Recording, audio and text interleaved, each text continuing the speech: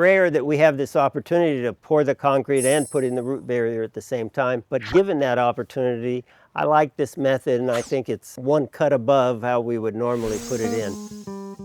So we're here where we addressed a serious root intrusion problem, ruining back patio to where the screen door wouldn't slide. This tallow tree was sending out roots everywhere, damaging the concrete over a period of a lot of years. So we took out all the concrete, took out all the roots, and we instituted a rather unique and creative way to control it that's a little different than what you usually see.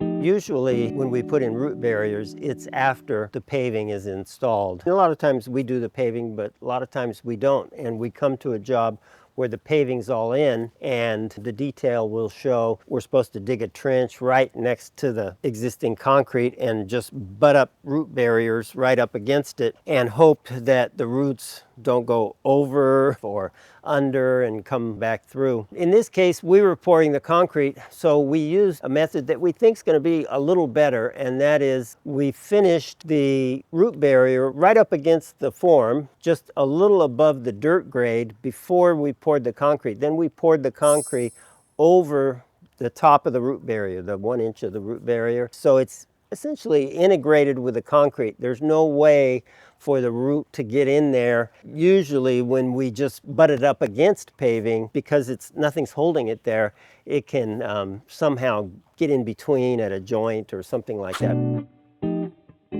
Sometimes you might have to consult an arborist. Generally, you can be relatively aggressive with root pruning as long as you don't go all the way around the tree and as long as you try to limit yourself just to the most surface roots. In this case, we did root pruning on a couple of sides of this tree because some of them were surface roots in the lawn, and we did that prior to overseeding. And then we did more on this side with the concrete. But we did limit ourselves to just very surface roots that were a problem for the concrete and a problem for the lawn. If we dug a trench, 2 feet down all the way around, that could cause a problem. The other thing is these trees are about to go dormant, so it's a good time to do root pruning because you'll, to some degree, cut off the tree's ability to provide enough water to all of these leaves because none of the trees were pruned to compensate for root loss, but it's going to drop its leaves anyhow.